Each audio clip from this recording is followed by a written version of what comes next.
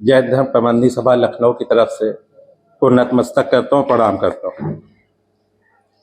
श्री जैन धर्म प्रबंधी सभा के सभी पदाधिकारी, प्रमुख रूप से मैं अध्यक्ष अतुल कुमार जैन, मेरे बगल में नपेन जैन महामंत्री, लेफ्ट पे मेरे कोषाध्यक्ष राकेश जैन और लास्ट में मेरे राजीव सेठ, प्रबंधक जैन भाग डालीगंज लखनऊ। जैसा कि सर्वविदित है, सरकार और जनता के बीच का मुख्य स्तंभ अगर कोई है तो वो मीडिया है, जिसके माध्यम से हम अपनी बात को सरकार तक पहुंचाने का काम करते हैं और जिसमें हमेशा पत्रकार बंधुओं का हम लोग को सहयोग मिला है और मिलता रहेगा। पुनः मैं एक बार फिर से श्री जैन धर्म प्रबंधी सभा की तरफ से आप लोगों का आदर करता हूँ, सत्कार करता हूँ, सम्मान करता हूँ। आज किस विषय पर जैन साहब आपने बुलाया पत्रकारों को, किस मुद्दे पर बात? हाँ, अब हम लोग इस विषय पे आते हैं कि आज हमको एक मीटिंग क्यों बुलानी पड़ी। सबसे पहले मैं आपको बताऊं, हमारी एक संस्था है जैन धर्म प्रबंधी सभा, जिसका माननीय हाई कोर्ट के अंदर मुकदमा चल रहा है। यह मुकदमा 2013 से लंबित है, चुनाव को लेके। चुनाव सब जुडियस है। किस तरह का चुनाव? पदाधिकारियों का चुनाव। 2013-16 हुआ जी नहीं, चुनाव सब जुडियस है। चुनाव में आधा चुनाव हो चुका है, आधा चुनाव बाकी रह गया था, जो पूरा होना है। जी, दिक्कत कहाँ से? दिक्कत इसमें हुई कि अभी विपक्षी लोगों ने AK जैन साहब, जो कि रिटायर्ड DGP हैं, उनको आगे कर सभा का अध्यक्ष घोषित कर दिया सुबोध जैन के द्वारा। उसमें कई लोग शामिल थे, हंसराज जी, रितेश जैन, पारस जैन, जैसा कि इसके अंदर लिखा हुआ है, उनको घोषित किया। और AK जैन साहब ने अपनी पद की गरिमा को संभालते हुए, ना संभालने का काम करते हुए, एक गैर कानूनी ढंग से जो काम किया है वो शर्मसार करता है अपने आप को। जैन बाग में रखी हुई गोलक, जो मंदिर में गोलक है जिसमें दान पात्र में लोग अपना श्रद्धा से पैसा डालते हैं, उसमें ताला पड़ा हुआ था। उन्होंने उस गोलक को खोलने का कार्य किया, जिस पर ACM पंचम एवं डिप्टी रजिस्ट्रार का स्टे था। अभी 2024 में लेटेस्ट डिप्टी रजिस्ट्रार ने एक आदेश किया था, जब तक न्यायालय से कोई भी आदेश नहीं आ जाता, कोई भी गोलक नहीं खोली जाएगी और यथास्थिति मेंटेन रहेगी। ये गोलक कहाँ रखा रहता है? मंदिर के अंदर, जिसमें श्रद्धालु लोग अपना दान पात्र यूज करते हैं, दान डालने का काम करते हैं। लेकिन AK जैन साहब ने अपने पद का दुरुपयोग करते हुए उसको खोलने का काम किया, जो एक इतने बड़े अधिकारी के लिए मैं समझता हूं शर्मसार वाला काम है।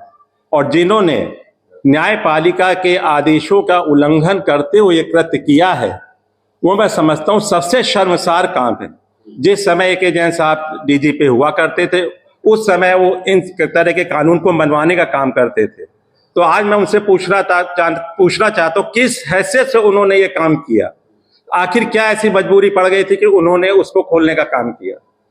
क्यों उन्होंने गोलक को खोली, जबकि उस पे ACM पंचम का, अपर नगर मजिस्ट्रेट पंचम और डिप्टी रजिस्ट्रार का आदेश फॉलो हो रहा था। संबंधित थाने को बताया गया, IGRS पे रिपोर्ट भी की गई, जिसमें उनको AK जैन साहब ने अपने पद का दुरुपयोग करते हुए अपने फेवर में रिपोर्ट लगवाई। उसके बाद हमने IGRS पे कल पुनः एक रिपोर्ट दाखिल की, जिसमें हमने सारे साक्ष्य उनको दिए। हमारे पास सारे साक्ष्य मौजूद हैं, जो आपको शो करेगा कि ACM पंचम का भी आदेश है, अजय गुप्ता का सबसे पहला आदेश है डिप्टी रजिस्ट्रार का, उसके बाद अपर नगर मजिस्ट्रेट शैलेंद्र मिश्रा का आदेश है, उसके बाद DP सिंह अपर नगर मजिस्ट्रेट का आदेश है, उसके बाद अवनीश सिंह जो कि 2024 में डिप्टी रजिस्ट्रार हुए तो उनका एक आदेश है। यही नहीं, 2017 में हमने जब डिप्टी रजिस्ट्रार के यहाँ से RTI मांगी, तो उस RTI में भी हमको अध्यक्ष नपेन जैन को महामंत्री और राकेश जैन को कोषाध्यक्ष बताया गया। तो जब सब कुछ तय था, तो आखिर ये किस तरह से अध्यक्ष बना दिए गए? मैं समझता हूँ ये घोर कृत्य है। इसके पीछे जहां तक मुझको लगता है एक बहुत बड़ा सिंडिकेट काम कर रहा है। एक हमारा मुनि संघ है जो इनको संरक्षण दे रहा है, और मैं उनको भी आगाह करना चाहता हूं कि वो लोग भी अब समझ जाएं। यहाँ पे जो कब्जा करने की नियत जो लोग रख रहे हैं इस प्रांगण में, जैन धर्म प्रबंधन सभा जैन बाग मंदिर डालीगंज में, वो मंसूबे उनके पूरे नहीं होंगे। कुछ लोग इसमें अहम भूमिका निभा रहे हैं। अगला कदम क्या होगा? अगर हमारी सुनवाई नहीं हुई तो हम मजबूर हो जाएंगे, हम आंदोलन करेंगे एके जैन साहब के खिलाफ। और जितने लोग इसके अंदर शामिल हैं, आपके माध्यम से हम सरकार तक इस बात को पहुंचाना चाहते हैं कि इनके खिलाफ कठोर कार्रवाई हो।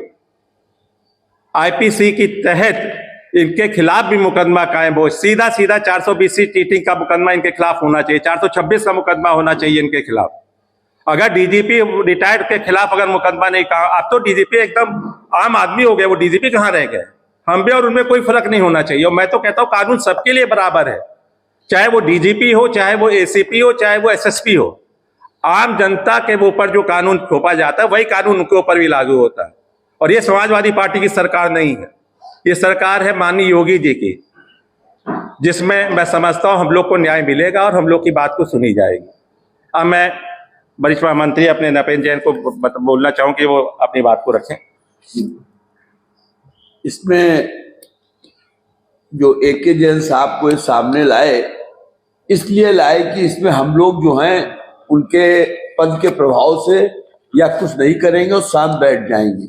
ये गुल्लक इसके पहले जब 2014 या 15 में खुली थी तो उस समय भी एफआईआर उस समय भी लॉन्च की गई थी विद वीडियो रील के बनाकर।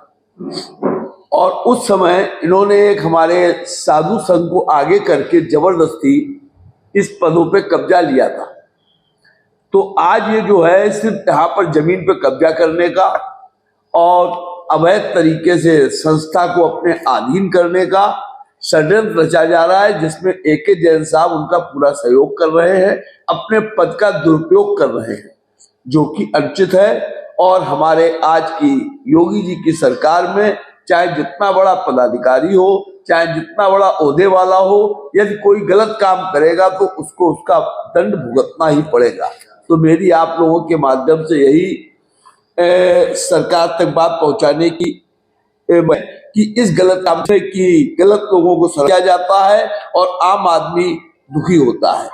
और ये उसी सरकार के डीजीपी हैं, इसलिए आज तो वैसी ही होगी जो उनकी सरकार में उस समय सपा सरकार में हुआ करता था। बस मैं यही कहना चाहता हूँ, आप लोग इसको आपसे पूछना चाहेंगे कि जो आपने ये मुद्दा बताया, क्या इसको लेकर अभी आपने सरकार शासन प्रशासन की बात की, जो आपके केंद्रीय संस्थाएं हैं जो जैन समाज की राष्ट्रीय स्तर अंतर्राष्ट्रीय, उनके पास भी आप जाएंगे, उनके प्रतिनिधियों से मुलाकात करेंगे इसको लेकर? नहीं, अभी ऐसा कुछ नहीं। अगर जरूरत पड़ी तो हम बात कर सकते हैं, अगर जरूरत पड़ी तो हम बात करेंगे, बट अभी ऐसा कोई मुद्दा नहीं है। लखनऊ का लोकल मुद्दा है, तो अब इसको चाहेंगे कि लोकल स्तर पे जब माननीय हाईकोर्ट के अंदर, मैं समझता हूँ, देखिए राम मंदिर का मुद्दा भी कहाँ से निपटा था? माननीय सुप्रीम कोर्ट से।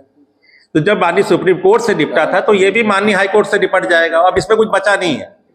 अच्छा, इसमें एक आश्चर्य और ये होता है, आप लोगों को बताना चाहता हूँ कि अध्यक्ष जी हमारे जिस दिन इनको अध्यक्ष घोषित किया गया एके जैन साहब को, उस दिन हमारे अध्यक्ष जी बाहर थे, आउट ऑफ सिटी। तो जब ये दूसरे दिन आए हैं तो इन्होंने कहा कि पहले एक बार हो सकता है उनको बरगला के अध्यक्ष बना दिया गया हो। तो हम लोग 5 आदमियों का प्रतिनिधिमंडल उनसे मिलने गया और उनको बताया कि ये जो विपक्षी गण है, इन्होंने आपसे 2 बातें छिपाई हैं।